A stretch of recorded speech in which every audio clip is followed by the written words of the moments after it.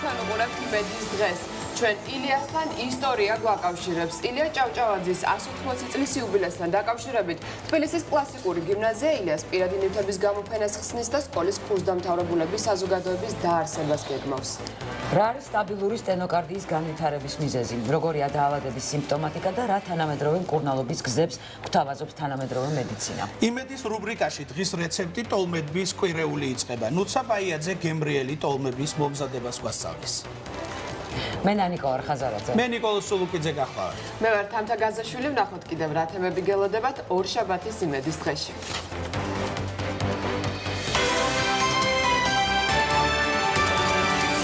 ეს აპარატები ვის ეკუთვნის, ვისია თუ იცით? კანონით აკრძალული აზარტული თამაშები ქუჩაში. ვინ არის პასუხისმგებელი უკონტროლო ბიზნესზე? ასეთი აპარატი ქუჩაში განთავსებული არ უნდა იყოს, ეს უკვე არის კანონის დარღვევა. რატომ მიუწვდებათ ხელი სათამაშო აპარატებზე მოზარდებს? იმედის დღის ექსპერიმენტი. რა სირთულეს წარმოადგენს საკუთარი პროფესიით მუშაობის დაწყება? თხოვენ ან 2-3 წლიან გამოცდილებას, ან მრავალთვიან უხელფასო სტაჟს. როგორია დამსაქმებლების მოთხოვნები და რატომ გაუფასურდა განათლება საქართველოში? რა არის ყოველი მეექვსე ადამიანის თავის ტკივილის მიზეზი? საქართველოში მტანჯველი და გამუდმებული თავის ტკივილის მაჩვენებელი საგანგაშოდ მაღალია. ნევროლოგ გოგიტა გეგელაშვილის ახალი წიგნი უცნაური თავის ტკივილი.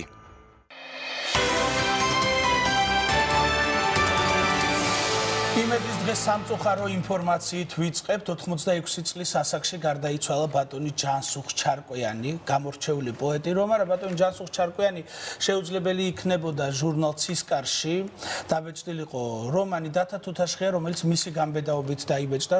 ჯანსუღ ჩარკვიანი გახლდათ ერთადერთი პოეტი, რომელმაც 70-იანი წლების ბოლოს ხმა არ მისცა მწერალთა კავშირიდან ზვიად გამსახურდიას გარისხვას.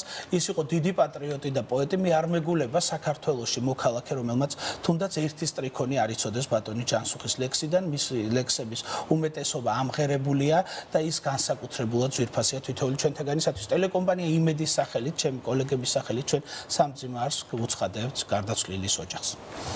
მოდით ახლა მოусმინოთ ერთ ლექსს.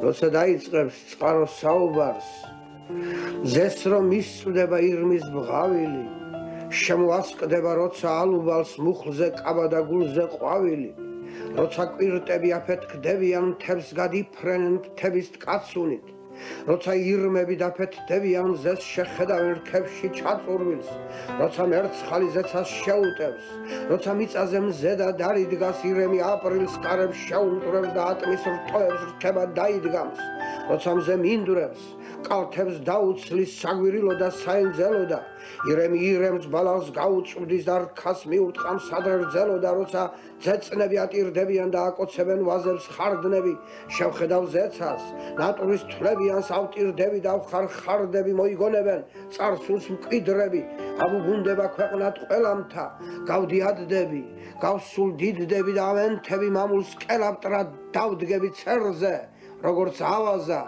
ერთს გადავხედავ დღეებს გაფრენილს მერე მოჰკვდები ისე ლამაზად ვით დაიბადა ეს ყველაფერი. ბატონი ჯანსუღი აერთხელ ყოფილა ჩვენი გადაცემის სტუმარი და მიუხედავად მისი ძალიან ბევრი ღირსებისა, რაც ნიკოლოზმა თქვა და კიდევ უფრო მეტი, ის არაჩვეულებრივი ადამიანი, ძალიან თავდაბალი, კეთილი და კარგი იყო. მე ვიზიარებ და როგორც ამ ლექსში წერია, ლექსი რომელიც ახლა ჩვენ მოვისმინეთ, ლამაზი სიკვდილი მართლა ისე იცხოვრა ამ ადამიანს. ნამდვილად და მეც ვუერთდები სამძიმარს, ახლა დროა რომ იმედის დღის მთავარ თემაზე გადავიდეთ. ბოლო პერიოდში საქართველოში აზარტულ თამაშებთან დაკავშირებით გვაქვს სიახლეები. ფინანსთა სამინისტრომ მოამზადა ახალი კანონპროექტი, რომლის მიხედვით საქართველოს მოქალაქეებს 21 წლამდე ეკრძალებათ აზარტული თამაშები და ამ რეგულაციებით ცხადია ათასობით ადამიანი დაკარგავს ტოტალიზატორებთან, კაზინოებთან და ონლაინ კაზინოებთან წვდომას. მოდით ახლა ერთად ვნახოთ ის საგანგაშო სტატისტიკა, რომელიც შიც ჩათრეული არა მარტო ახალგაზრდები, ყველა თაობის წარმომადგენლები 2016 წელს კაზინოებისა და ტოტალიზატორების ბრუნვამ 4.3 მილიარდი ლარი შეადგინა. ეს 2015 წელთან შედარებით 16 10%-ით მეტია. და უნდა გითხრათ, რომ ამ რაოდენობის თანხიდან ტოტალიზატორებზე 850 მილიონი მოდის. ეს კი ნიშნავს, რომ ტოტალიზატორებზე მაღალი ბრუნვა კაზინოებს აქვთ და 2015 წელს 3.7 მილიარდი ლარი, 2015 წელს იყო 76%-ით გაზრდილი მთლიანი ბრუნვა, რაც საგანგაშოა ნამდვილად. ის რომ ამ მიმართულებით გვაქვს, რა თქმა უნდა, პრობლემა, მე მგონი ყველა თავხდებით და მე მინდა რომ მეტი თვალსაჩინოებისთვის პატარა მონაცემები შემოგთავაზოთ და ჩვენი ქვეყნის ბაზარი შევადაროთ ქვეყანა, სადაც არის ლას-ვეგასი და სადაც საქართველოს მოსახლეობასთან შედარებით 100-ჯერ მეტი ადამიანი ცხოვრობს. ეს არის ამერიკის შეერთებული შტატები.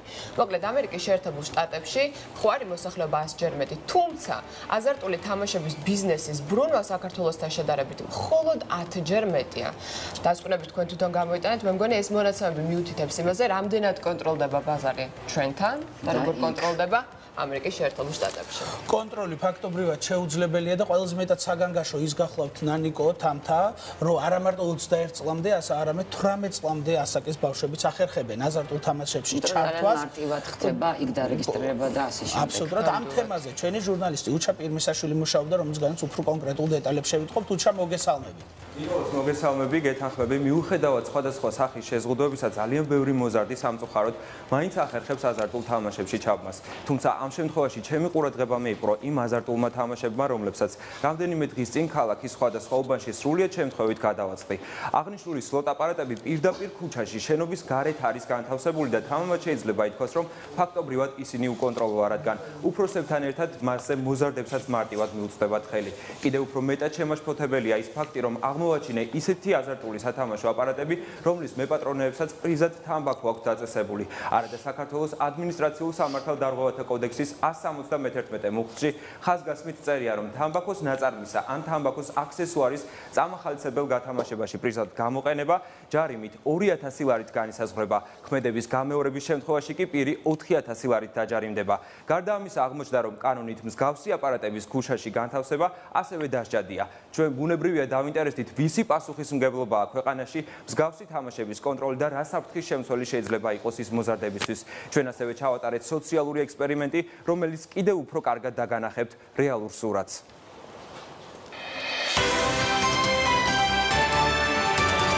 ზუკა 16 წლის. ზუკა 16 წლის. სოციალური ექსპერიმენტის მსახიობების დახმარებით ჩვენ ქუჩაში მოწყობილი რამდენიმე აზარტული სათამაშო აპარატი გადავამოწმეთ. იმის გასარკვევად თუ რამდენად მარტივად შეძლებდნენ ისინი კანონით აკრძალულ თამაშებში ჩაბმას.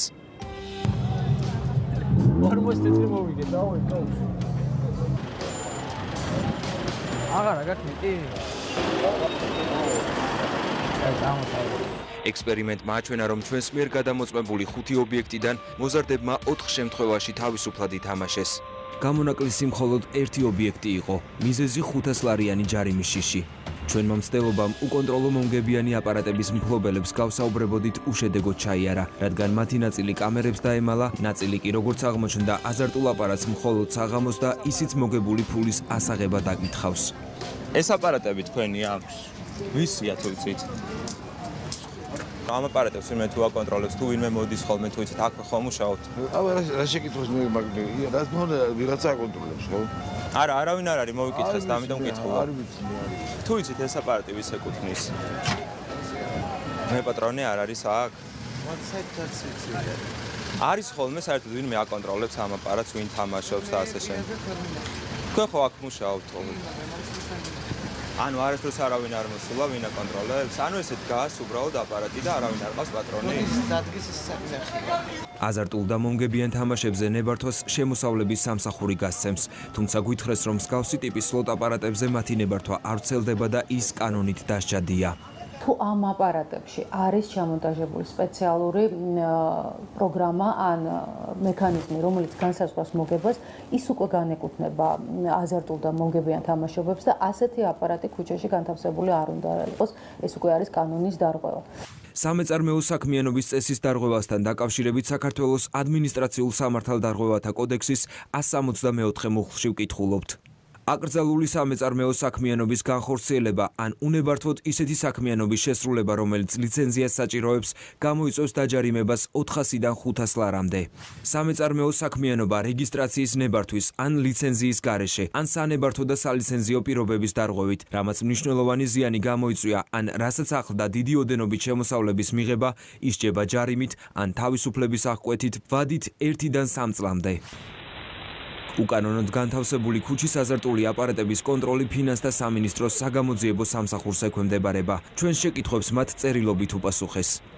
ფინანსთა სამინისტროს საგამოძიებო სამსახურმა ამ მიმართულებით 2015 წლიდან 2017 წლის განვლილ პერიოდში საქართველოს მასშტაბით უკანონო სამეწარმეო საქმიანობის დანაშაულის 8 ფაქტი გამოავლინა. რაც შეეხება თქვენს მიერ დასახელებულ ფაქტებს, კონკრეტული ინფორმაციის მიღების შემდეგ საგამოძიებო სამსახურის მიერ განხორციელდება მისი შესწავლა გადამოწმება, ხოლო შესაძლო დანაშაულის არსებობის შემთხვევაში დაიწყება გამოძიება და გატარდება შესაბამისი საგამოძიებო მოქმედებები. ადამიანის უფლებათა ცენტრის იურისტი ეკალომიძე მიიჩნევს, რომ აღნიშნული საკითხით შესაბამისი უწყებები აუცილებლად უნდა დაინტერესდეს, რადგან დროული რეაგირებაა საჭირო. ამოქმედდეს ის საკანონმდებლო ნორმა, რომლითაც გათვალისწინებულია ჯარიმა ასეთი პირებისთვის, რომლებიც ნახავენ, რომ არასრულწლოვანი 18 წლამდე ადამიანი მონაწილეობას ღებულობს ასეთ თამაშში, მოიძიოს ის ადამიანი, ვინც არის მფლობელი, თუ ვერ დაადგენს, მარტივად ეს სალარო აპარატი გადაიტანოს შესაბამის ადგილას, რომელიც გაწერილი იქნება შესაბამისი ბრძანებით. აზარტი არის დამღუპველი ადამიანისთვის. ფსიქოლოგების აზრით, უკონტროლო აზარტული თამაშები არასრულწლოვნებისთვის უდიდეს საფრთხეს წარმოადგენს და მიიჩნევენ, რომ მოზარდების ფსიქიკიდან გამომდინარე, შესაძლოა ისინი საკმაოდ მძიმე შედეგებამდე მივიდნენ. აქედან შესაძლებელია გაფართოვდეს მოედანი და თქო ქუჩის ეს მსგავსი თამაშებიდან გადავიდეს უკვე სლოტ კლუბებში, გადავიდეს კაზინოში, გადავიდეს ითამაშოს პოკერი, რაც უფრო პატარაა ბავშვი, მით უფრო მოწყვლადია მისი ფსიქიკა, მით უფრო ადვილად შერყევადია. ალკოჰოლის, თამბაქოსა და სხვა ნარკოტიკის მოხმარების შემსწავლელი ევროპის სასკოლო კვლევის 2016 წლის მონაცემებით ირკვევა, რომ საქართველოში მოსწავლეთა 14% ფულზე თამაშობს.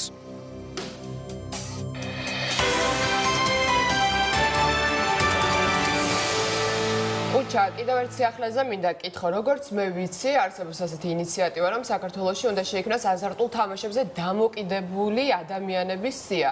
საინტერესოა, რა მექანიზმით უნდა შეიქმნას ეს ჩამონათვალი და რა მექანიზმით შეიძლება მოხდეს ადამიანი ამ სიაში. დიახ, თავ ფინანსთა სამინისტროს ავტორობით მომზადებული პროექტის მიხედვით მომგებიან თამაშებზე დამოკიდებულ პირთა მონაცემთა ბაზა შეიქმნება. ანუ მოთამაშეს ექნება შესაძლებლობა თავისი განცხადების საფუძველზე შეიტანოს მონაცემები, რის შემდეგაც მას 3 წლის ვადით არ დაუშვებენ არც ერთ აზარტულ თამაშზე. ასევე უნდა აღინიშნოს ის ფაქტიც, რომ განაცხადის შეტანა თამაშზე დამოკიდებული პირის ოჯახის წევრსაც შეიძლება, თუმცა ეს ყველაფერი შესაძლებელი იქნება მხოლოდ სასამართლო გზით. და ასევე სპეციალურ სიაში მყოფი პირების სათამაშო დაშვების შემთხვევაში ორგანიზატორები დაჯარიმდებიან 5000 ლარის ოდენობით, განმეორების შემთხვევაში კი ისინი უკვე 10000 ლარის დაჯარიმდებიან. როდიდან ამოქმედება კანონი ჯერჯერობით უცნობია, რადგან ეს მხოლოდ ინიციატივაა და აღნიშნული საკითხის განხილვა აქტიურად მიმდინარეობს. დიდი მადლობა უჩა პირმისაშვილი ძალიან საინტერესო და აქტუალურ თემაზე საუბრობდა. მართლა ძალიან დიდი თავის ტკივილია, როდესაც შენი ოჯახის წევრი არის აზარტული მოთამაშე. მით უფრო ცუდია და საგანგაშოა, როდესაც ეს ეხება მოზარდს და არასრულწლოვანს. გარდა იმისა, რომ ძალიან ბევრი ფული იხარჯება, ძალიან მავნიზე მოქმედება აქ ცხადია და პრევენციაზეც უნდა ვიზრუნოთ. მე დიდი იმედი მაქვს, რომ ეს ინიციატივა ადრე თუ გვიან კანონად გადაიქცევა. რაც შეეხება თავის ტკივილს, ახლა მინდა ფიზიკურ თავის ტკივილზე გადავიდეთ. როგორც აღმოჩნდა, მეგობრებო, საქართველოში ყველა მე-6 ადამიანს ტკივა თავი. ახლა ჩვენ შეგვიძლია ერთად ნახოთ ეს ციფრები, მოკლედ. ყოველი მე-6 ადამიანი დაავადებულია შაკიკით. ყოველი მე-3 ადამიანი დაძაბული თავის ტკივილით გამოირჩევა. ასევე ყოველი მე-13 ადამიანი სიცოცხლის ნახევარს თავის ტკივილში ატარებს. და აქვე გეტყვით ალბათ ამერიკის შეერთებული შტატები და ევროპა მასშტაბით იცით როგორ აღემატება საქართველოს, სწორედ იმ ორ ქვეყნებზე მე 250% მეტ ადამიანს ტკივა თავის საქართველოში. აი ეს სავალალო მდგომარეობა მდგომარეობაა დღეს საქართველოში. მე ალბათ ვარ ყოველი მესამე ადამიანი, რომელიც განცდის თავის ტკივილს. სწორედ ამ თემას ეძღვნება ნევროლოგ გიორგი გეგელაშვილის ახალი წიგნი, რომელსაც ასე ქვია უცნაური თავის ტკივილი და ამ წიგნის მეშვეობით ჩვენ უცნაურ თავის ტკივილს საცნაურად გადავიქცევთ და სწორედ ამ თემით უნდა გავაგრძელოთ ჩვენი გადაცემა. კი ბატონო, როგორ ვიცხოვროთ ტკივილის გარეშე, ამ თემაზე სასაუბრად თავად ავტორი უნდა მოვიწვიოთ. გიორგი გეგელაშვილი არის ჩვენთან ერთად. მობრძანდით ბატონო გიორგი, გელოდებით სტუდიაში. მოკლედ სამწუხარო სტატისტიკა ვნახეთ. ჩერის კუთხიდან შემოგვიერთდა ბატონ გიორგი, მობრძანდით. ერდაფი თავი ამტკივდა დანახვაზე. და დაგიამდეთ თავი. კი, ნანიკოსაც დავამდება დარწმუნებული ვარ, მოკლედ სამწუხარო სტატისტიკა ვნახეთ და გავიგეთ, რომ 200%-ით მეტ ადამიანს ტკივა თავი საქართველოში, ვიდრე დასავლეთის ქვეყნებში. ცოტა უცნაური სტატისტიკაა, კი. ჩემთვის ცოტა გაუგებარია. გავრცელება არის ორჯერ და ორნახევარჯერ და სამჯერ მეტი იქ ზოგიერთ ქვეყანასთან განვითარებულ ქვეყანასთან სამჯერ მეტი თავის ტკივილი არის გავრცელებული და პროცენტულად. ამის მიზეზი არის გახლავთ საერთაშორისო ექსპერტების შეფასებით არასწორი დიაგნოზი და არასწორი მართვა. ამაზე აუცილებლად ვილაპარაკებთ, ჩამოვთვლით იმ არასწორ დიაგნოზებს, რომელიც ხშირ შემთხვევაში ისმევა. ახლა კი რეკლამას უნდა დაუთმოთ დრო და რეკლამის შემდეგ ამ წიგნზე და ამ პრობლემაზე გავაგრძელებთ საუბარს. დაგველოდეთ სულ მალე დაგიბრუნდებით.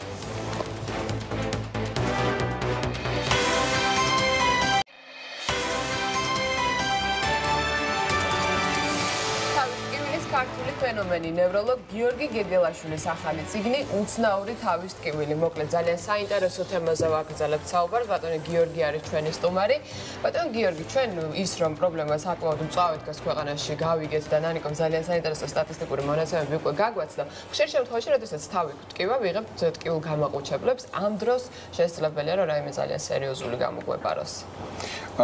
სერიოზული თავის ტკივილი საბედნიეროდ იშვიათია, მაგრამ თითოეული სერიოზული თავის ტკივილის უკან ადამიანი დგას და შესაბამისად ექიმს არ აქვს უფლება გამოიპაროს სერიოზული თავის ტკივილი.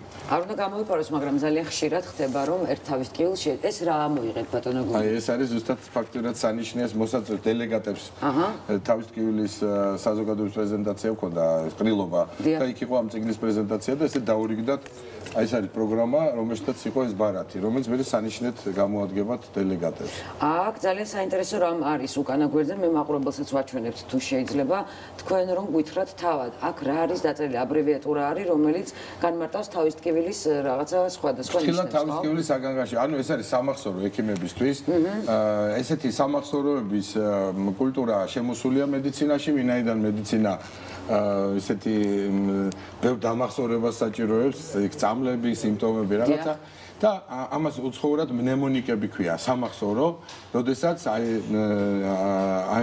ცნობილი სიტყვა ვერტიკალში, სტრიქონებში ნიშნავს იმ გაფრთხილებებს, რომლითაც ექიმი ფრთხილად უნდა იყოს. ფრთხილად თავის ტკივილი საგანგაშოა, ანუ როგორც მივხვდი, საგანგაშოა თავის ტკივილი, თუ სრულიად უჩვეულოა, თუ ასაკი არის ადამიანის 50-ის აქეთ იქით, ანუ 40-დან 60-მდე ალბათ. 50-ზე მეტი, ან 10 წელიწადზე დაბალი. განსაკუთრებით სარისკო ჯგუფია ეგ. განვითარება და თავზარდამცემი, ანუ უეცრად წამებში უძლიერესი ტკივილის ჩამოყალიბება. შაგიკს რო ვეძახით, თუ ის კიდე სხვა შაგიკი არა. შენ წარმოიდგინე, შაგიკი არასდროს უეცრად არ იწყება. ნელა-ნელა და როცა ამბობენ, რომ დილით ავდექი და თავი უცბად ამტკივდა, კი არ ატკივდა, ტკივილმა იწყო მომატება. ტკივილი 4 საათზე, 6 საათზე იწყება და როცა უკვე გაუსაძლისი ხდება, მაშინ ამოიძებს თავის ტკივილის გამო არავინ იმ წუთში ექიმს არ მიმართავს ხოლმე. წაიკრავენ, თბილს დაიდებენ რაღაცა და მომიშუშ და მომიამ და ამბობენ. აი თუ აქ ჩამოთვლილ საგანგაშოში რომელიმე სიმპტომია, მაშინ სასწრაფოდ უნდა მიმართოს ექიმს. შეიძლება რომ ჩამოთვალო, მოკლედ მაყურებელიც მისმენენ, თუ ანამნეზი დამძიმებულია, ანუ გარდა იმისა, რომ თავი გტკივათ, კიდევ დამძიმებული ნიშნავს, რომ მაგალითად თუ აქვს რაღაცა სისტემური ინფექცია, თუ აქვს რაღაცა სისხლის შედედების ავადმყოფობა, თუ არის ტრავმა ანამნეზში, თუ არის დაავადებული რომელიღაცა ცნობილი პათოლოგიით, ან გამოეწერა საავადმყოფოდან მაგალითად, გაიკეთა ოპერაცია და ცოტა ხნის უახლეს წარსულში აქვს ოპერაცია გაკეთებული. თქვენ ტრავმა თქვით, ანუ ტვინის შერყევა, თავის დარტყმა თუ რაიმე სხვა ტრავმაზე აქვს საუბარი? ნებისმიერი ტრავმა, რომლის მერე რაღაცა პერიოდის გავლიდან მალევე იწყება ტკივილი, რომელიც არის უჩვეულო, სრულად უჩვეულო, განსაკუთრებით აი მასაკობრივ ჯგუფებში, განსაკუთრებით თუ იგი თავზარდამცემიათ, განსაკუთრებით თუ პოზიცია ტკივილს ცვლის, მაგალითად დაწოლის და ადგომის დროს თუ იცვლება, ღეჭვის დროს თუ იცვლება. ღეჭვის დროს თუ იცვლება. ფაქტიურად, რეალურად ეს არის საერთაშორისო მასალაზე დაყრდნობით, მეცნიერული კვლევებისზე დაყრდნობით, გამოცემული სრულად ქართულად ამეტყველებული გამაფრთხილებელი ნიშნები, რომლის დროსაც ექიმიც ფხიზლად უნდა იყოს, საზოგადოებაც ფხიზლად უნდა იყოს, 112-ის დისპეჩერის ფხიზლად უნდა იყოს და მასმედიას ფხიზლად უნდა იყოს. ერთი კითხვა მაქვს, ეს ვისთვის არის? უფრო იმათთვის, ვისაც თავი გვხვდება თუ ექიმებისთვის? არა, ეს არის ყველასთვის. ანუ ეს გამოადგება ექიმსაც, უბრალოდ არა ექიმს სჭირდება მცირე განმარტებები, რას ნიშნავს მაგალითად აი ეს კლინოსტატიური, ანუ ორთოსტატიური. დანარჩენი უკვე ყველასთვის საჭირო და გასაგებია. დიდი იმედი მაქვს, რომ ექიმებმა ეს რაღაცა ექიმებისთვის აგებია. ხოლო დანარჩენი თვითონ წიგნში წერია მაგ ბარათის თითო რო სტრიქონი ანთებული რო არის, რა უნდა გააკეთოს ექიმმა, რა თქმა უნდა ექიმს მოეთხოვება ბევრად მაღალი დონე. მაგრამ ბატონო გოგიტა ხშირი არის, როდესაც არასწორი დიაგნოზი ისმევა და რაღაცა სხვა რაღაცებს მიაწერენ ხოლმე თავის ტკივილს. თქვენ თავად წერთ, რომ ყველაზე ხშირად შეცდომების მაგალითებია, მოკლედ თავით ტკივა, ესე იგი შიდა ქალის წნევა გაქვს, ან სისხლძარღვების შევიწროება, ოსტეოქონდროზია, ან თავის ტვინში ჟანგბადის მიწოდება არ ხდება, მალების წანაზარდების ბრალია, კისრის გამრუდება, ატლანტა პირველი მალა, აი ამოვარდნაა ზედა აპერტურის სინდრომია, წნევის თამაში, ნერვების გაციება. ეს ყველაფერი მცდარია, რასაც ეს ყველაფერი მცდარია, ანუ მცდარი დიაგნოზების, როდესაც საერთაშორისო ანალიზი გაკეთდა, რატომ არის ამდენი, ანუ 8%-მდე რატო არის, როცა ამერიკაში დაუშვათ 3 და 3-ია, ევროპაში 2. ხო, როგორ ახლა 2.5-ჯერ, ანუ 250%-ით და 300%-ით მეტი სიგლახე ღმერთმა გვაშოროს, ხო? რისი ბრალი ყოფილა? მერე ჩატარდა ეპიდემიოლოგიური კვლევა, შაგეგის მაღალი დაფარვის ზონაში ვართ. კი ბატონო, მაგრამ ასეთივე დაფარვის ზონაშია მთელი ევროპა. ჩრდილოეთის ქვეყნები, კანადა, ჩრდილოეთ ამერიკა ზოგადად, ევროპის ცივი ქვეყნები, აფრიკაში კი ბატონო ნაკლებია და იქ ქრონიკულის ნაკლებია, მაგრამ ჩვენთან უფრო თითქმის იგივეა, რაც ევროპაში პირველადი თავის ტკივილები, მაგრამ გაქრონიკულებული, გაავებული, გამუდმებული, წამაზე დამოკიდებულების მქონე და წამლის ავადმოხმარებით გაგრძელებული შემდეგ პირველადი ტკივილი გაგრძელებული. ანუ ეს არასწორი დიაგნოსტიკა არის. ეს არის არასწორი დიაგნოზი, ეს არის ყველაზე დიდი მენტალური შეცდომა, რომელიც საქართველოს მედიცინაში სუფევს. ვინაიდან პროკომუნისტურ პერიოდში ცდილობდნენ იდუმალების მატერიალიზაცია მოეხდინათ. და ეს შეცდომა იყო, ანუ საბჭოთა მედიცინა არ აღიარებდა პირველად თავის ტკივილს. უკაცრავად რომ განმარტოთ ასევე, როცა დაასრულებთ ასის პირველად და მეორად თავის ტკივილს შორის განსხვავება. აი ზუსტად კარგია რომ ეს შემახსენე, ვინაიდან ფაქტიურად რასაც ვსაუბრობთ, ეს არის მეორადი პირველადი. ანუ საბჭოთა კავშირს უნდოდა რომ ყველაფერში ყოფილიყო თავის ტკივილი მეორადი. სიმპტომი ყოფილიყო რაღაცის. რატომ? რა იყო ამის მიზეზი, რომ თავის ტკივილი მეორადი? ამის მიზეზი თავის ტკივილზე არ ისწავლებოდა, მაგალითად, ცუდად ისწავლებოდა ალცგეიმერის დაავადება. ეს ცნობილია. ჩვენი თაობა ისე გავიზარდეთ, გვეგონა რომ სიზარღვანი დემენცია ან სუპასუსობა. სექსიც არ იყო, რო გეკითხათ, მაგრამ მე რა გაჩნდა და თურმე რამდენი რამე ყოფილა და ჩვენ არ გვეგონა და ანუ იმ ცნობილი ანეკდოტის არ იყოს, ჩვენ რო გვეგონაო ორგაზმიო ქონიაო, თურმე ბროხული ასმის შეტევა ქონდაო.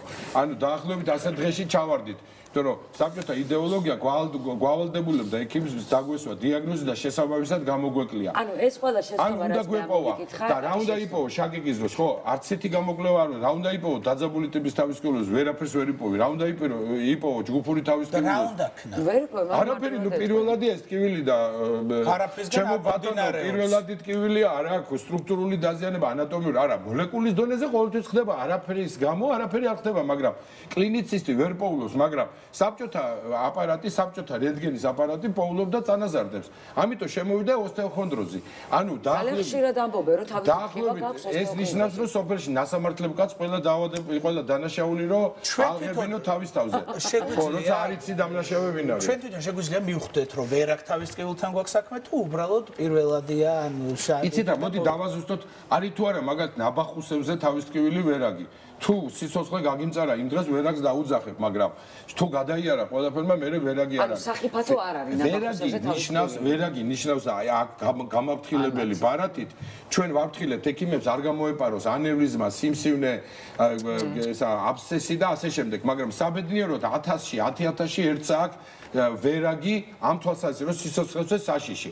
დანარჩენი არის ან უბრალო მეორადი, ან მეორადი ნიშნავს რომ მაგალითად გაციებული ხარ და აქტივდა თავი, ან ნაბახუსებზე ხარ აქტივდა თავი, ან გადაიღალე და აქტივდა თავი, გშია და აქტივდა. ეს არის მეორადი, ანუ მიზეზი არის შიმშილი მაგრამ პირველადი რომელიც ჩვენ ავცნობთ პირველადს, მაგრამ პირველადი ცნობს ჩვენ და სერიოზულადაც ცნობს და ზუსტად რო არ ცნობთ პირველადს, ამიტომ ისინი მე ქრონიკულდება და გამუდმებული როდესაც ხდება, ამიტომ მიდის მედიკამენტების ჭარბად მოხმარებაში და უკონტროლო ხმარებაში. მაგრამ ეს მედიკამენტი ალბათ კიდე სხვა რამეს გვიზიანებს და რა თქმა უნდა. და აი თქვენ წინა სიუჟეტში აჩვენეთ აპარატზე დამოკიდებულება, თამაშზე დამოკიდებულება, უკვე ხდება წამალზე დამოკიდებული და ყალიბდება მდგომარეობა, როდესაც წამალს რო სვამს, კარგად კი არ ხდება.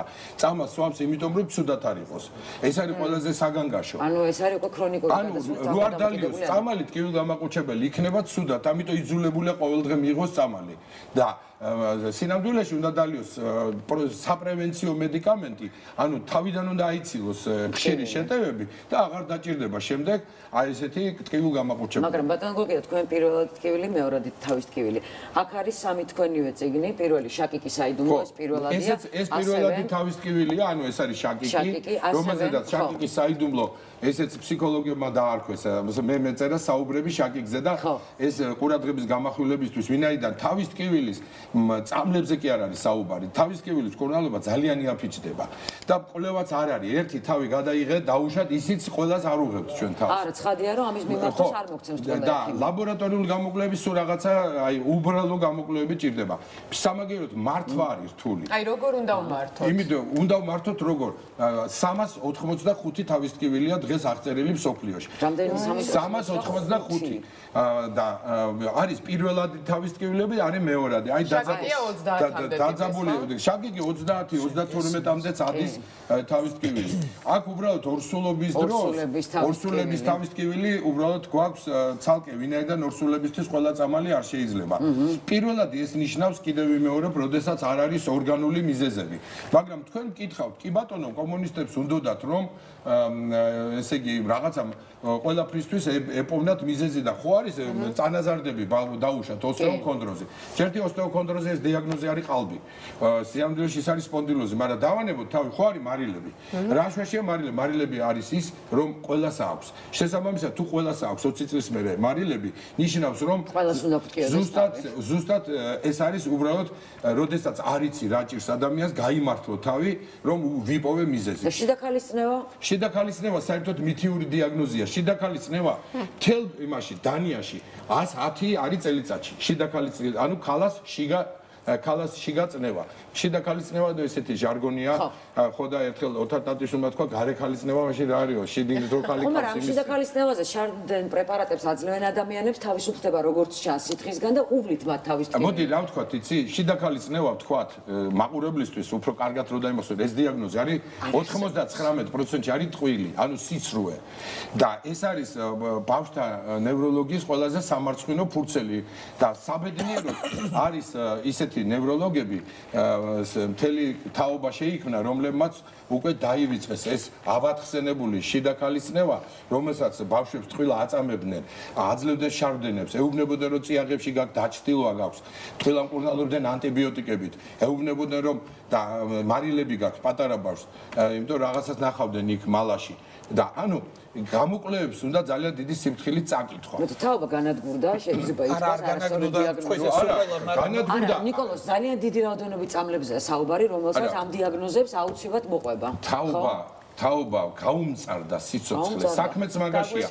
თუ გაგეპარა ესეთი სიცოცხლისთვის საშიში თავის ტკივილი, იმას შეიძლება სიცოცხლეს ზიანი, სიცოცხლეს საფრთხე შეუქმნას. მაგრამ ის 6%, 5-დან 6%-მდე, რომელიც მცდარი დიაგნოზის გამოა საქართველოში და ცუდი მკურნალობის და მართვის. ეხლა ამაზე მარტო ექიმები კი არ არიან დამნაშავე. ადამიანებიც არიან დამნაშავე, რომლებიც ან გვიან მიდიან ექიმთან, ან არასრულებენ და ექიმის თხოვნას, ექიმის რეკომენდაციას, განსაკუთრებით ძალიან გვიჭირს ჯანსაღი ცხოვრების წესის შესახებ რეკომენდაციების მიცემა. გეუბნება, ბევრი წყალი, არ შემილია მე წყლის დალევა.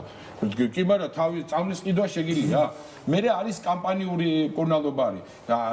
თავიდან ინტენსიურად დადის ექიმთან, მერე გული გაუტყდება და შესაბამისად ზუსტად აქ იჩენს თავს. ზოგი ბავშვობაში, როდესაც წარუმატებელი იყო ექიმთან სიარული, მერე აღარ მიდის საერთოდ ექიმთან და ნდობა და ეს ფსიქოლოგიური მომენტია და ეს ნდობა არის დასაბრუნებელი ექიმების და ამიტომ ყველა ქვეყანაში, განვითარებულ ქვეყანაში, ვინაიდან 385 თავისკივილი ესე ზეპირად არ შეიძლება ყველა ექიმმა იცოდეს, ხო?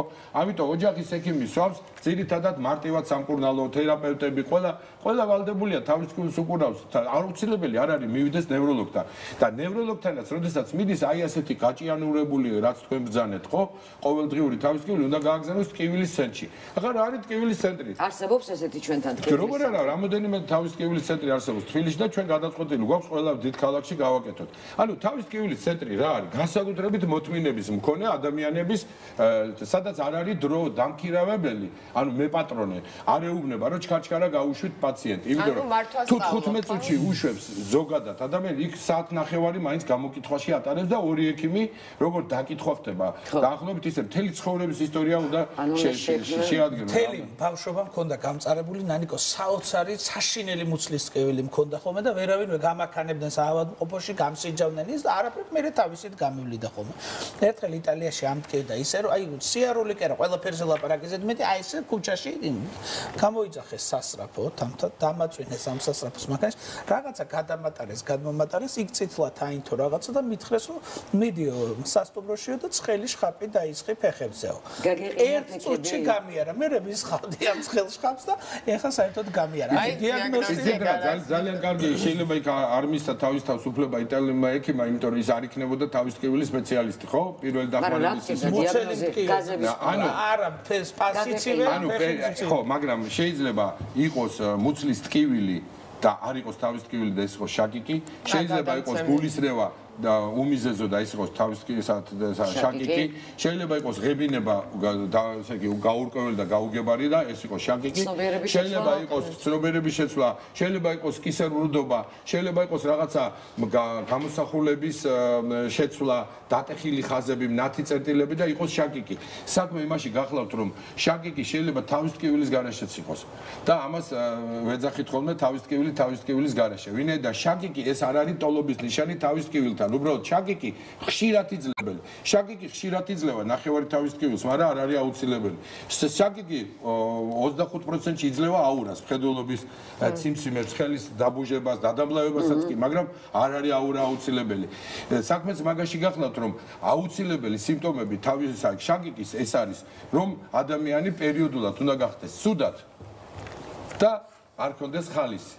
და შემდეგ თითოეული სიმპტომი შეიძლება განმეორდეს. ანუ სავსებით შესაძლებელია რომ თქვენ შაკიკის შეტევა ქონდათ და ფეხი გაგიცივდათ, ამ შემთხვევაში ფეხის გაციება იყო ხელშემწყობი ფაქტორი. აი ზუსტად ეგეც პრობლემაა საზოგადოება, მარიცის მაგალითად მსუბუქი ტრამვა და ატკივდა თავი. ამბობენ რომ ტვინის შერყევა, არავითარ შემთხვევაში ტვინის შერყევა სჭირდება აუცილებლად უნდა იყოს გაუწყოება, აუცილებლად უნდა იყოს დავიწყება ფაქტების და აუცილებლად უნდა იყოს ცნობიერების გამოთიშვა. ამ სამიდან ორი მაინც უნდა იყოს, ან ერთი მაინც. იმასაც კი ამბობენ რომ დაწოლა 40 დღე აღარ არის საჭირო თვალის შერყევა. საერთოდ არ ჭირდება შერყევას მკურნალობა, საერთოდ არ ჭირდება. თვითონ დგება. რა თქმა უნდა, მაგრამ შერყევამ შეიძლება გაუკეთოს ხელშეწყობა იგივე შაკიკს, რომელიც იყოს ჩუმად მანამდე.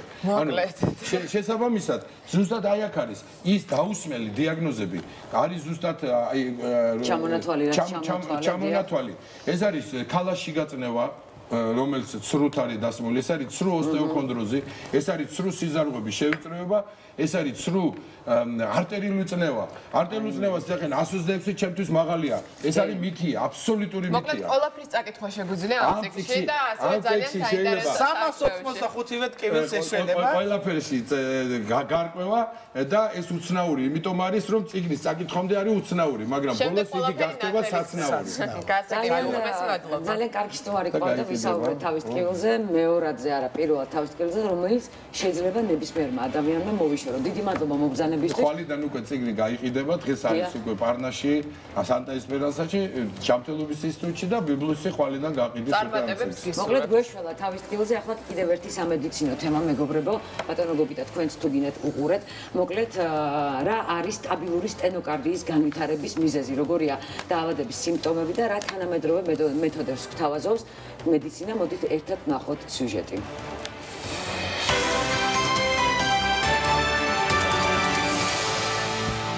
ტკივილი და უსიამოვნო შეგრძნება გულმკერდის არეში. მსგავსი ჩივილების გამო ადამიანებს ხშირად მცირედი დატვირთვის შესრულებაც კი უჭირთ. ეს სტენოკარდიის ნიშნებია, რომელიც კარდიოლოგიის და ზოგადად მედიცინის უდიდეს პრობლემას წარმოადგენს. ეს არის დაავადება, რომლის არსი მდგომარეობს იმაში, რომ გულის კუნთს აკლია ჟანგბადი ან საერთოდ არ აკის და ასეთ შემთხვევაში ვითარდება მიოკარდიუმის ინფარქტი. გულის იშემიური დაავადებებისა და სტენოკარდიის სამკურნალოდ სხვადასხვა მეთოდები არსებობს. ერთ-ერთი მათგანი სტენტირება, ანუ სისხლძარღვების მექანიკური გაფართოვება და სტენტის ჩასმა. ასევე არსებობს სხვადასხვა ქირურგიული მეთოდები, თუმცა თანამედროვე მედიცინა დაავადების სამკურნალოდ უკვე საკმაოდ ეფექტურ და კარგად გამოცდილ მედიკამენტს გვთავაზობს.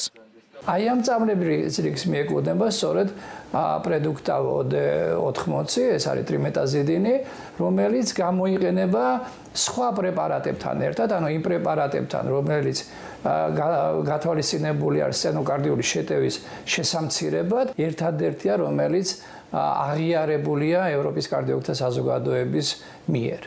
ჯანდაცვის მსოფლიო ორგანიზაციის მონაცემებით კორონალური არტერიების დაავადება დასავლურ სამყაროში სიკვდილიანობის ერთ-ერთი მთავარი მიზეზია.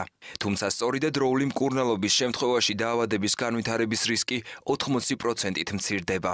მისი მოქმედება მიმართულია იქითკენ, რომ გულის კუნთს აკმარონ ჟანგბადის ის ცოტა რაოდენობა, რომელიც ჩნდება მიოკარდიუმის იშემიის შედეგად.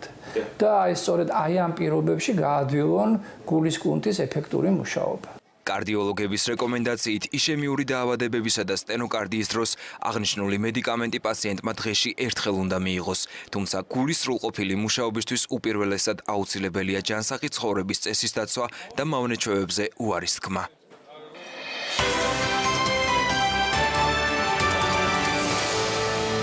განათლების ინფლაცია რა ხდება შრომით ბაზარზე, როგორია განათლების ეკონომიკური სარგებელი და რა პრობლემებს აწყდებიან სამსახურის მაძიებლები. მოკლედ ძალიან საინტერესო თემაზე უნდა ვისაუბრებთ რეკლამის შემდეგ, ასე რომ დაგვევადეთ.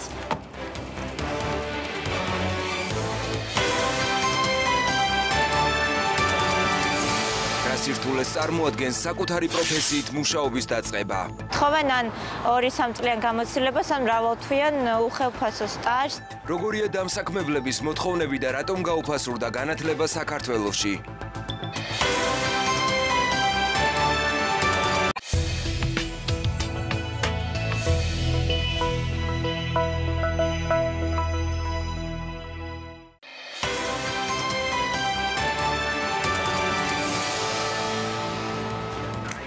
სოციალურ მეცნიერება ცენტრმა 2016 წლის გაზაფხულის-ზაფხულის პერიოდში ჩაატარა კვლევა განათლების ამონაკებზე, რაც განათლების ეკონომიკურ სარგებელს გულისხმობს, ასევე დასაქმების ბაზარსა და შრომით კმაყოფილებაზე საქართველოში. უფრო კონკრეტულად გეტყვით, რომ ეს არის კვლევა იმის შესახებ, თუ რამდენად ახერხებენ ადამიანები საკუთარი პროფესიით დასაქმებას და ამავდროულად რამდენად არის მათი ანაზღაურება შესაბამისი მათი ფორმალური განათლების. კვლევის შედეგად გამოიკვეთა არაერთი მნიშვნელოვანი პრობლემა, რომლის შესახებ მე პერიოდულად მოგიყვებით. ქვეყნის მასშტაბით გამოიკითხა დაახლოებით 1500 ადამიანი. უმაღლესი განათლების მქონე რესპონდენტების ყოველთვიური დაბეგრილი შემოსავალი საშუალოდ არის 623 ლარი. საშუალო განათლების შემთხვევაში ეს მონაცემი არის 497 ლარი. პროფესიული განათლების შემთხვევაში კი 375 ლარი. თქვენ ხედავთ, რომ ამ მონაცემებს შორის განსხვავება არც თუ ისე დიდია და ის არის თვალსაჩინო გამოხატულება იმისი, რომ ქვეყანაში არის განათლების გაუფასურების პრობლემა და ამაზე მკვლევარები საუბრობენ. კვლევის შედეგად ასევე გამოიკვეთა განსხვავება დასაქმებულთა სქესის ნიშნითაც. მაგალითად, კაცების შემთხვევაში დასაქმების შანსი 1.5-ჯერ უფრო მაღალია ქალებთან შედარებით, ხოლო მათი საშუალო შემოსავალი 55%-ით აღემატება ქალების შემოსავალს. ასევე მე კიდევ ერთი მონაცემი მინდა გითხრათ, ქალების შემთხვევაში ქალები განათლებას საშუალოდ 15 წელს უთმობენ, ხოლო მამაკაცები 13 წელს. თუმცა მათი ეკონომიკური სარგებელი ერთმანეთისგან განსხვავდება. კაცების შემთხვევაში ეს არის 11%, ქალების შემთხვევაში კი მხოლოდ 9% და ამას ახლა ჩვენ დიაგრამაზეც ვნახავთ. დიაგრამა მომაწოდა მე სოციალურ მეცნიერებათა კვლევის ცენტრმა და აქ არის ნაცვლად გამოხატული მამაკაცების განათლების დონე და მათი საშუალო შემოსავალი. თქვენ აი ახლა ხედავთ, რომ ძირითადად მამაკაცების შემოსავალი მერყეობს 400-დან 700 ლარამდე. და თქვენ ხედავთ ასევე მათი განათლების ხარისხსაც, ნანიკო ნახე, დაახლოებით 20%-მდე მამაკაცებს აქვთ დოქტორის ხარისხი. დოქტორის ხარისხი არის მწვანე ფერით გამოხატული. ხოლო აი ამ მონაკვეთში 400-დან 700 ლარამდე 30% საშუალოდ აქვს ბაკალავრის ხარისხი, ხოლო ყველაზე მეტ 40%, აი სტაფილოსფრად არის გამოხატული და ის არის უმაღლეს წერტილში, აქვს საშუალო პროფესიული განათლება და ეს დიაგრამა არის ასევე თვალსაჩინო გამოხატულება იმისი, რაც მე უკვე აღვნიშნე და რაზეც მკვლევარები საუბრობენ, ეს არის განათლების გაუფასურების პრობლემა. რეალურად არ აქვს მნიშვნელობა ჩვენ გვაქვს დოქტორის ხარისხი, ბაკალავრის ხარისხი თუ საშუალო პროფესიული განათლება, ჩვენი შემოსავალი არის ერთი და იგივე და საშუალოდ 400-დან 700 ლარამდე მერყეობს მამაკაცების შემთხვევაში. მარიამ, მე აქ ერთი პუნქტი მომხდა თვალში, ეს არის 2000 ლარზე მეტი ხელფასი. მე მაინტერესებს, აი ამ შემთხვევაში ამ მამაკაცებს აქვთ თუ არა უმაღლესი განათლება თუ აქაც გაუფასურებულია სწავლა? კი, აი მოდი ფერებს შევხედოთ, დიახ გამოკითხულთა გარკვეულ პროცენტს, თუმცა არც თუ ისე მაღალ პროცენტს 2000 ლარი და მეტიც ქონდა შემოსავალი და ჩვენ ხედავთ, რომ მათი განათლების ხარისხი არის საშუალო პროფესიული ხარისხი, საშუალო პროფესიული განათლება,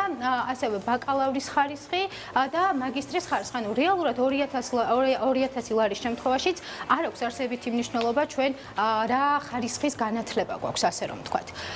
ასევე მე მინდა წარმოგიდგინოთ ქალების დიაგრამა, ჩვენ გვაქვს ასევე. საინტერესოა ქალები, რომლებიც უფრო მეტ დროს უთმობენ სწავლას 15 წელიწადს, მათ შემთხვევაში როგორ არის? აქაც გაუფასურებულია სწავლა განათლება თუ ამ შემთხვევაში ნაკლებად?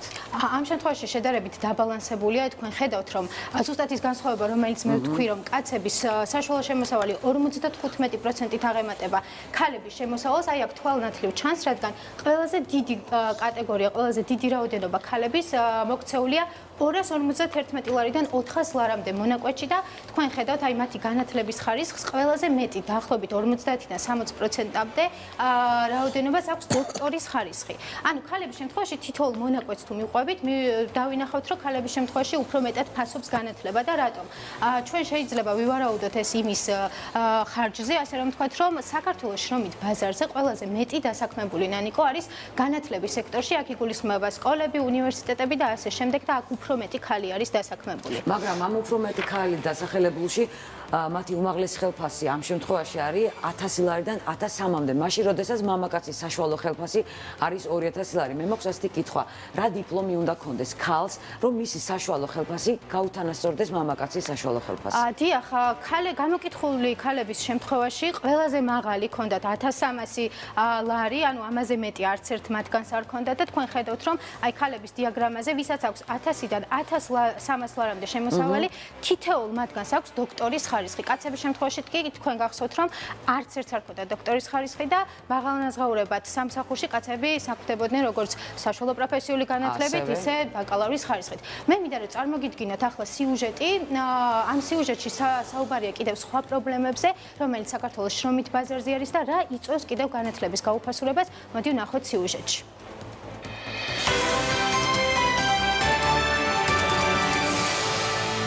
თათული სოლომონია 25 წლისაა, პროფესიით PR ტექნოლოგია.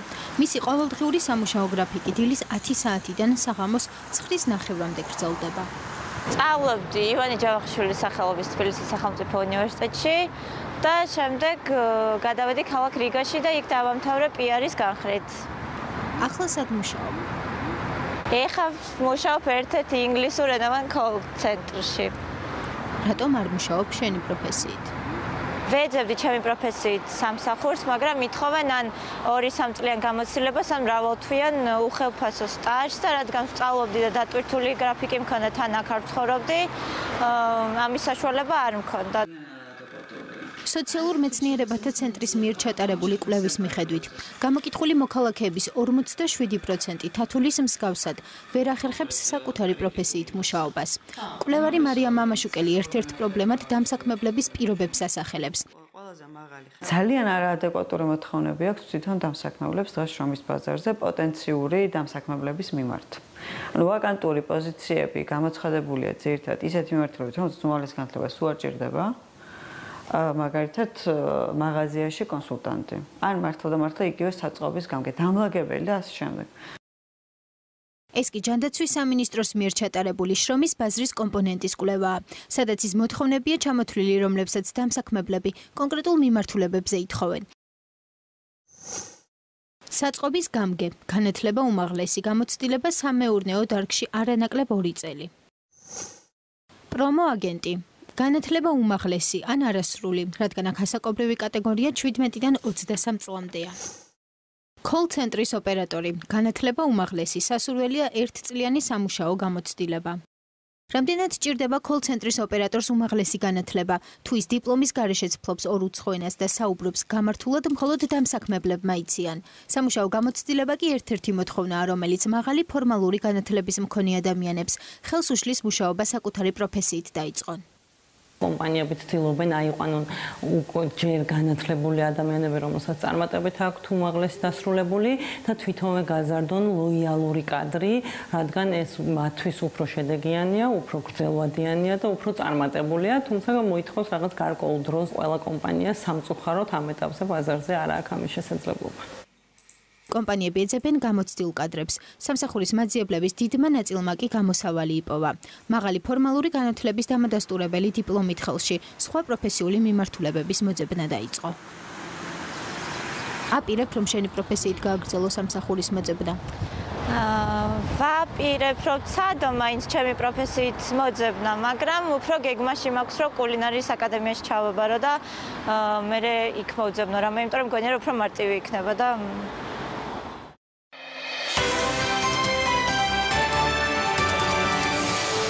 შემოგვერთა სტუმარი HR პროფესიონალთა გილდიის ხელმძღვანელი ქალბატონი ლილი ბიბილაშვილი, მოგესალმებით. ძალიან დიდი მადლობა, რომ იღებთ ჩვენს გადაცემაში მონაწილეობას და რატომ ითხოვენ დამსაქმებლები სრულიად შეუსაბამო პოზიციაზე უმაღლესი კვალიფიკაციის დიპლომს და სხვადასხვა ისეთ დოკუმენტაციას, რომელიც არ ჭირდება დასაქმებულს სამსახურებრივი მოვალეობის აღსრულების დროს? განათლების პრობლემაა მინდა გითხრათ. დამსაქმებლებშიც? დიახ, რა თქმა უნდა, და სამწუხაროდ საბედნიეროდ განათლება ისევე როგორც სხვა მიმართულებები არის ბიზნესი.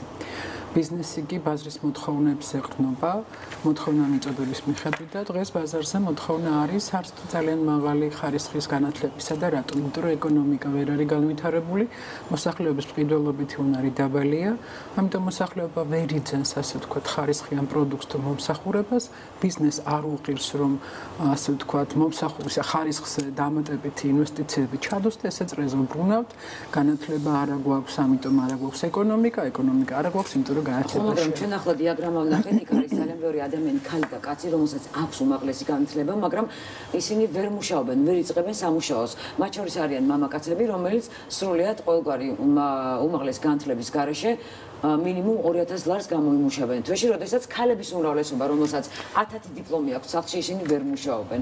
აი აქ სად არის? მოდით ჯერ გავნიშნოთ, რომ ეს სქესობრივი ასე ვთქვათ, სქესის მიერი ასე ვთქვათ დაყოფა და მივიდეთ ისე იქამდე. განათლება დიპლომის აღებას არ ნიშნავს. ხარისხზეა ყველაფერი საუბარი. ხო, როდესაც უმაღლეს სასწავლებლებში ვერ იღებ შენ ხარისხიან განათლებას, ბუნებრივია შემდგომ ეს აისახება ეკონომიკაზე ჩვენზე. მაგრამ რა იცის ჩემმა დამსაქმებელმა ვიდრე მე მასთან მივალ, ის მთხოვს რომ მე კოლ-ცენტრში უნდა ვიმუშაო და მთხოვს უმაღლეს განათლებას. ის რატომ მთხოვს ამას? იმიტომ რომ არ აქვს განათლება, მან და არ იცის რომ არ უნდა მოგთხოვოთ. არ უნდა მოგთხოვოთ, არ იცის. დამსაქმებელი ყოველთვის ცდილობს იმაზე, რომ რაც შეიძლება იაფად შეიძინოს უკეთესი, ხო? და იაფად სამ დიპლომიანს როგორ შეიძენს, მას არ და რო არ არის სხვა არაფერი მიხვალ და ის ამ დიპლომი მინდა გითხრათ რომ უმეტ 80% შემთხვევაში არის შეესაბამება იმ დიპლომის მოთხოვნილ ხარისხს რომელიც უნდა კონდეს ეს კიდე ცალკე თემა არის საბოლოო საუბარი დოკუმენტზე ზუსტად განათლებასთან მივდივართ ანუ ხარისხთან ხარისხი არ არის ასე ვთქვათ ჩვენგან პროდუქცია და მომსახურება ხო ხარისხიანი ანუ ჩვენ აქ ტრიალებთ იმაზე რომ ერთი გარღვევა ხარისხი თუ ეკონომიკა თუ ხარისხი და ასე შემდეგ ხო ერთი გარღვევა უნდა მოხდეს რომ განათლებაში ჩაიდოს ინვესტიცია მართებულად და არა უმაღლეს სასწავლებელში არამედ სკოლაში მასწავლებელი მამაღმერთი არ არის ლექტორი მამაღმერთი არ არის სკოლიდან რომ ბავშვი ვერ მოდის შესაბამისი ცოდნით იქ რაიმე ზედნაშენი ხარისხიანი ააშენოს ამას უნდა კიდე ასე ვთქვათ კომპანიების მხრიდან ფლობელების მხრიდან იმის გაცნობიერება რომ თუნდაც ხარისხიანი მოვიდეს მასთან და კარგი ცოდნის უნარების და გამოცდილების მქონე პიროვნება მოვიდეს მასთან სამუშაოზე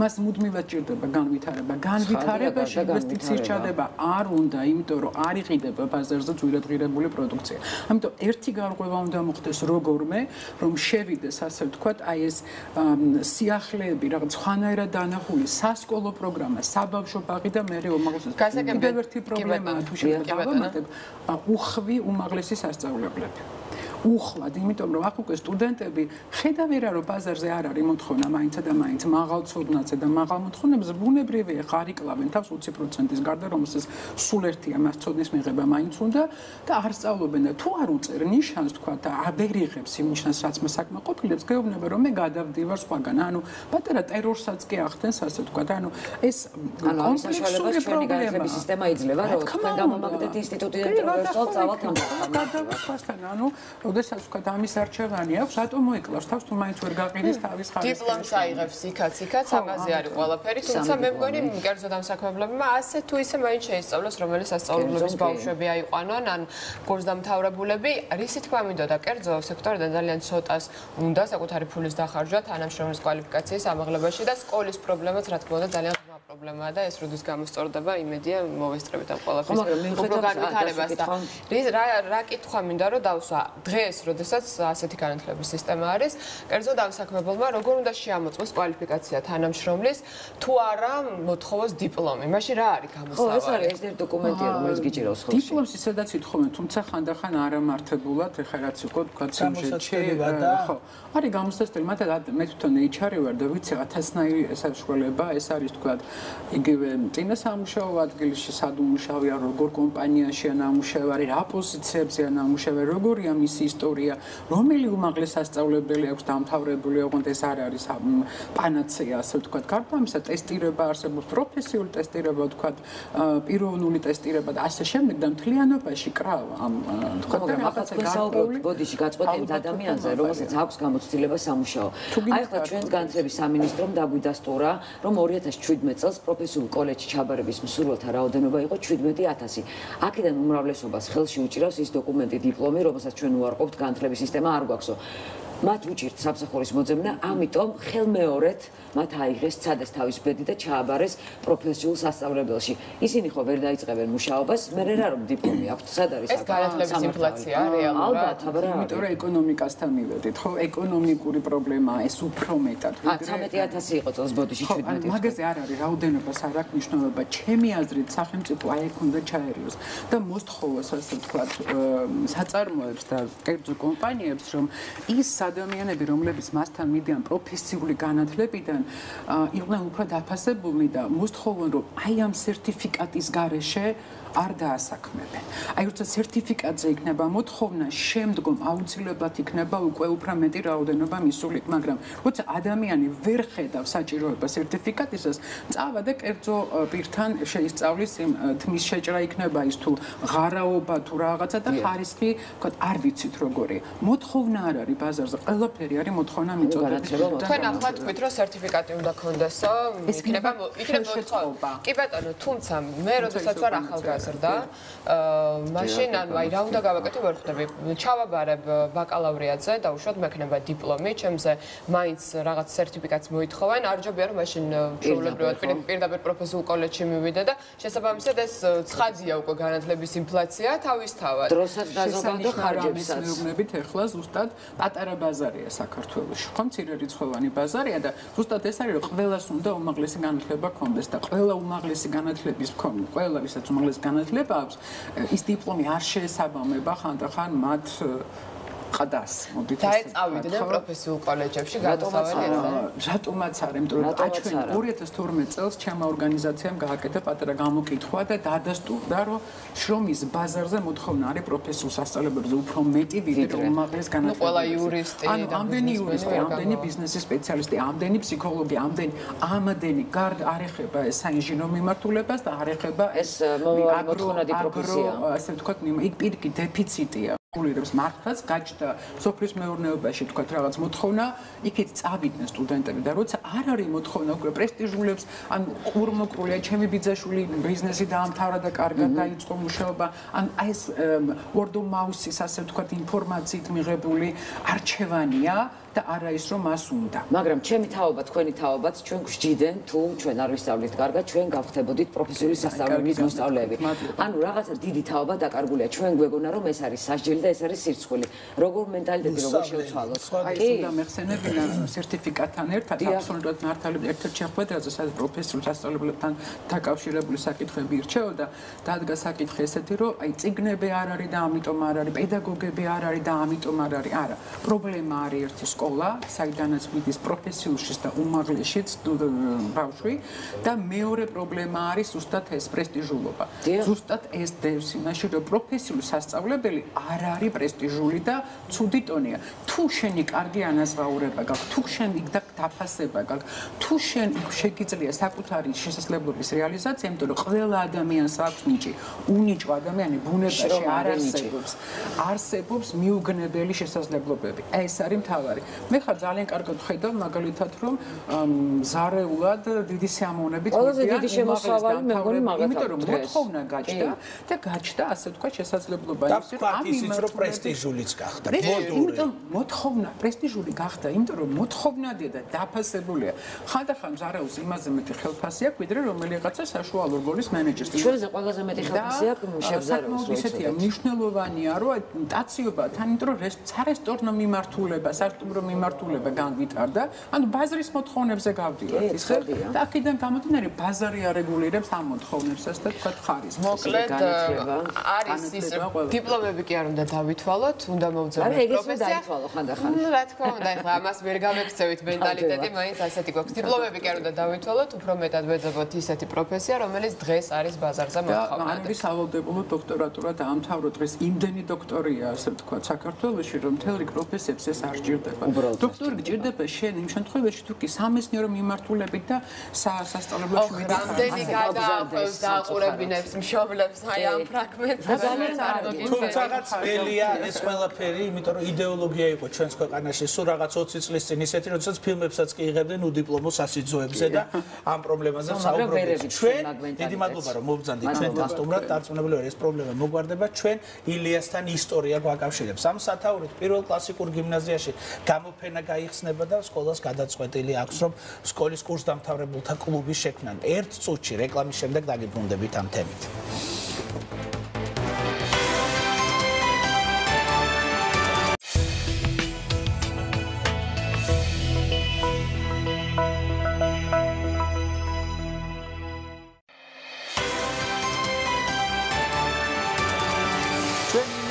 ისტორია გვაკავშირებს ამ სახელწოდებით გამოფენა იხსნება პირველ კლასიკურ გიმნაზიაში და ილიას უნდა აღვნიშნოთ რომ საკმაოდ დახვეწილი და ლამაზი კალიგრაფია ჰქონდა.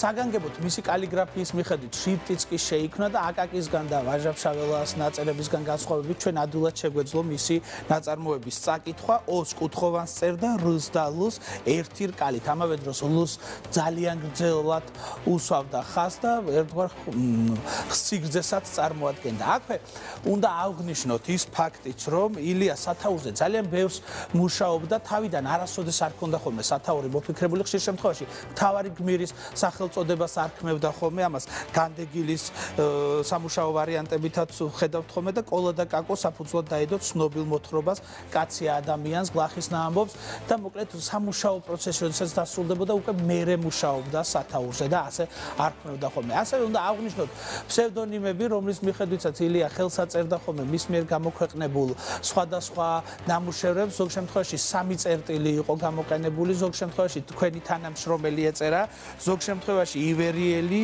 ჯიბრაელი, ახალმოსული, სხვანი და სხვანი. მოკლედ ამ ყველაფრის ნახვას თქვენ შეძლებთ პირველ კლასიკურ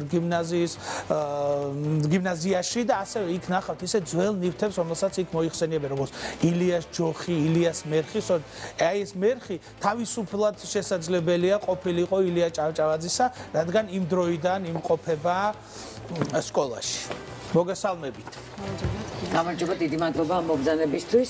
გამოფენაზე იქნება წარმოდგენილი ილიას ნივთები, როგორც მივხვდით. თუ შეიძლება რომ კონკრეტულად გითხრათ, რა ნივთები იქნება წარმოდგენილი? პირველ რიგში წარვადგინოთ თბილისის კლასიკური გიმნაზიის დირექტორი თამარ კაპანაძეა ჩვენთან ერთად. მიხარია თქვენი სტუმრობა და მოგესალმებით და მადლობას მოგახსენებთ, რომ ასეთ მნიშვნელოვან თემას დავუთმეთ ეთერი. დიახ, გამოფენა იხსნება 7 ნოემბერს 6 საათზე და იგი ეძღვნება ილია ჭავჭავაძის 180 წლის იუბილეს. თავისთავად გამოფენით იქნება გახსნილი ილია ჭავჭავაძისადმი მიძღვნილი იუბილე, ხოლო შემდეგ 20 ნოემბრის ჩათვლით გაგრძელდება და ჩვენ ვქნით საზოგადოებრივი დისკუსიის სივრცეს, სადაც ძალიან ბევრ მნიშვნელოვან თემას განიხილავს. ანუ ყველას იქნება ხომ შესაძლებლობა? რა თქმა უნდა, ყველას იქნება შესაძლებლობა რომ მოვიდეს დაესწროს, დასწრება იქნება თავისუფალი და ასევე ვისარგებლებ შემთხვევით და დავაანონსებ იმას, რომ ილია გახდათ გიმნაზიელი, ეს კარგად ცნობილი ფაქტია თქვენთვის. 1802 წლიდან თბილისის კლასიკური გიმნაზია, რა თქმა უნდა, სხვადასხვა სახელწოდებებით ფუნქციონირებს, მას ყავს ბევრი კურსდამთავრებული და შესაბამისად 7-ში 6-ზე იქნება გიმნაზიის ორსაუკუნოვანი ისტორია გამოფენილი, ეს არის ძალიან თბილი და ორბელიანებით და დოდაშვილებით დაწყებული დამთავრებული მერაბ კოსტარაძე და იქნება ყველა თანამედროვე გმირი, ასევე რომელმაც აფხაზეთში დაასრულა სიცოცხლე და ყველა კურსდამთავრებული მინდა მოვიწვიო, იმიტომ რომ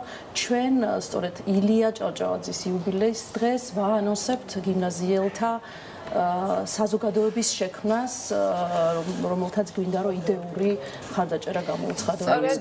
სწორედ ამ საზოგადოებაზე მინდა და მეკითხა, ვინ იქნებიან მისი წევრები და როგორ უნდა მოახერხონ მათ, რომ სკოლის განვითარებაზე იზრუნონ მომავალში. დიახ, საბედნიეროდ გიმნაზიას ძალიან ბევრი კურსდამთავრებული ყავს. ძალიან ბევრ გიმნაზიელს ვიცნობთ, ეს არის საზოგადოებისთვის ძალიან ცნობილი ადამიანები, მხატვრები, პოლიტიკოსები, მუსიკოსები. ამიტომ ყველას ვეპატიჟებით, ასე გამორჩეულად ვერ დავასახელებ ვერც ერთ მათგანს, ვეპატიჟებით და ვთავაზობთ ასეთ კარგ საქმეში ჩართვას. მოდი მაინც ჩამოვთვალოთ, იმიტომ რომ თვალსაჩინოებისთვის ნიკოლოზ ბარათაშვილის ამ კლასზე რო ვთქვა, წარმოიდგინეთ გურამ დოჩანაშვილი, ზვიად გამსახურდია, მერაბ კოსტავა, მანანა მაჩაბელი, თენგიზ სანებლიძე. წარმოიდგინეთ როგორი კლასი. არა, ეს ერთ კლასში იყო. ბატონი კოტე მახარაძის დედა მუშაობდა. არა, მე მერაბ კოჩაშვილი. შენს პირველში სწავლობდი ნიკოლოზ. ძალიან ბევრი, მაგრამ მოდი დაუბრუნდეთ ისევ და ისევ გამოფენას, რა ნივთები იქნება წარმოდგენილი? დიახ, მუზეუმში შემორჩენილია ძალიან ბევრი ნივთი, ბევრი პირობითად, მაგრამ ჩვენთვის ძალიან მნიშვნელოვანი და ღირებული, ეს გახლავთ ეგრეთ წოდებული პარტები. სიუჟეტში გამოჩნდა კიდეც. პარტა იგივე მერხი მაყურებელი თუ დაიბნა, ასეთი ასაწევი. რომელიც თავისუფლად შესაძლებელია რომ ყოფილიყო ილია ჭავჭავაძე. კი ბატონო, იმიტომ რომ იმ ეპოქის დროინდელია, ასევე დაფა და თქვენ ხედავთ ძველთაძველ მაგიდას, სამელნეს, შანდლებს და ჯოხს, რომელსაც ჩვენ ილიას ჯოხად მოიხსენიებთ. მოკლედ საინტერესო ჩამონათვალია ნამდვილად ნივთების და ძალიან ამაყივა რომ მე სწავლობდი პირველ კლასიკურ გიმნაზიაში და ძალიან მიხარია 7 ნოემბერს დაგეგმილი ღონისძიება. კი ბატონო, ამიტომ ყველას გეპატიჟებით, ვისაც გაქვთ სურვილი რომ 7-ში 6 საათზე იყოთ ჩვენთან ერთად. დიდი მადლობა იუბილე. ნამდვილად წარმატებები. მაგრამ აუცილებლად მოვალ. ვეცდები ახალი დაპირებული დღის რეცეპტი, მოდი ერთად ვისწავლოთ დოლმა ვაზის ფოთოლში როგორ კეთდება. თულმა. ეს რეცეპტს წარმოგიდგენთ მაიონეზი ტრიჟელანია, გემრიელი ჯანსაღი ხელმისაწვდომი. დოლმა ვაზის ფოთოლში მსოფლიოში სახელგანთქმული და მრავალფეროვანი გემოებით მდიდარი კერძია. მის მოსამზადებლად დაგჭირდებათ 700 გრამი საქონლის ან ცხვრის ხორცის ფარში, 100 გრამი მრგვალი ბრინჯი, ნახევარი კონა კამა, 1 საშუალო ზომის ხახვი, ნახევარი კონა ოხრახუში, 1 ჩაის კოვზი ხმელი პიტნა, 1 ჩაის კოვზი შავი პილპილი, 1 ჩაის კოვზი მშრალი რეჰანი, ნახევარი კონა ქინძი, 1 ლიმონის წვენი, 1 ჩაის კოვზი ხმელი ქონდარი, 1 ჩაის კოვზი ხმელი ქინძი, მარილი, ვაზის ფოთლები. მომზადებისას პირველ რიგში დავალბოთ ბრინჯი ცხელწყალში და შევაზაოთ ფარში. ამისათვის წვრილად დავჭრათ ხახვი და ჩავამატოთ ფარში. შემდეგ კი ერთმანეთის მიყოლებით დავამატოთ ხმელი ქინძი, ქონდარი, ხმელი პიტნა. შევაზაოთ მარილითა და შავი პილპილით. ასევე დავუმატოთ ლიმონის წვენი. წვრილად დავჭრათ მწვანილები, კამა, ოხრახუში და ქინძი და ჩავამატოთ ფარში. ბოლოს დავუმატოთ დარბილებული ბრინჯი და სასურველია 1 ჭიქა წყალიც, რაც ფარშს უფრო ფაფუկს გახდის. ამის შემდეგ შეგვიძლია დავიწყოთ გადახვევა. სასურველია დოლმის ზომა არ იყოს დიდი. როდესაც დოლმების გადახვევას დავასრულებთ, ჩავაწყოთ ქვაბში, ისე რომ ქვაბის ზედაპირი შეივსოს. დავასხათ წყალი, რომ დოლმები დაიფაროს. დავადოთ ამოტრიალებული თეფში და დავაფიქსიროთ რაიმე მძიმე საგნით. საშუალო ცეცხლზე ვხარშოთ დაახლოებით 30 წუთის განმავლობაში. შეგვიძლია გავაფორმოთ დაღერღილი წიწაკით და სუფრაზე ნივრიანი მაწონი გავაყოლოთ. დოლმა ვაზის ფოთოლში მზად არის.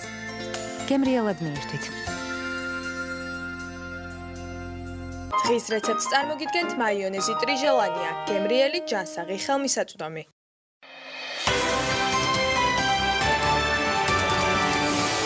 ნუცა მოგესალმები პირველ რიგში და დოლმა თუ ტოლმა მე მგონი ეს კითხვა თოლმა ეს როგორც მივხვდით თქვენს და ჩვენი მაყურებელიც, ესე იგი ძალიან საინტერესო და სახალისო კვირა გველის იქნება ტოლმების და დოლმების კვირეული. ისაც როგორ უნდა ხო? ესე იგი მაგაზეც უნდა ვისაუბროთ აუცილებლად, რომ ამ შემთხვევაში ეს რეცეპტი არის, უნდა აღვნიშნო რამილია ალიევას რეცეპტი და რომელმაც მე მითხრა, რომ ჩვენ ვეძახით დოლმას. და ჩვენც ასე დავარქვით დოლმა, დღეს გვაქვს დოლმა ვაზის ფოთოლში. განსხვავებულია ეს ქალბატონის რეცეპტი, სტანდარტული დოლმასგან. განსხვავებული არის, ეს უფრო ესეთი არის, რა ქვია, გამძაფრებული და გაჯერებული არის არომატებით და სუნელებით და აქ ნახავდით, რომ არის ხმელი პიტნაც, არის ხმელი ქონდარიც, ხმელი რეჰანი. ზევიდან აყრია კოპლები რა. ზევიდან აყრია წითელი დაღერღილი წიწაკი. და რაც უნდა აღვნიშნოთ, რომ ამ კვირაში აუცილებლად გვექნება იხვის ტოლმაც. და წაბლი არ გვექნება ელვიანი. ელვიანი წაბლი არ გვექნება, მაგრამ გვექნება იხვის ტოლმა იისფერ კომბოსტოში, აი სურათი გადის ახლა. აი ეს არის იხვის ტოლმა. აურავად დღეს გვექნება, მე მგონი კვირის ბოლოს იქნება, თუ არ ვცდები.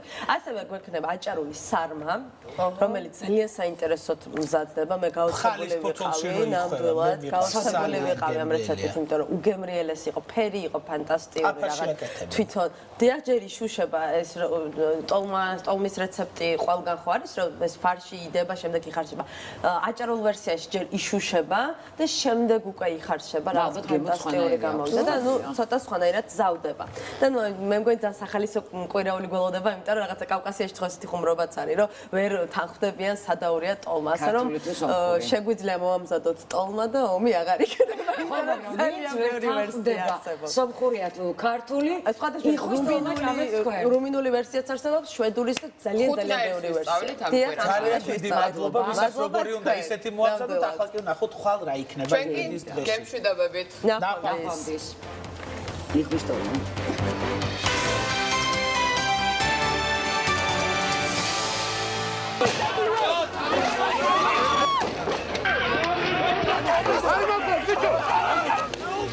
ათი წელი 2007 წლის 7 ნოემბრიდან.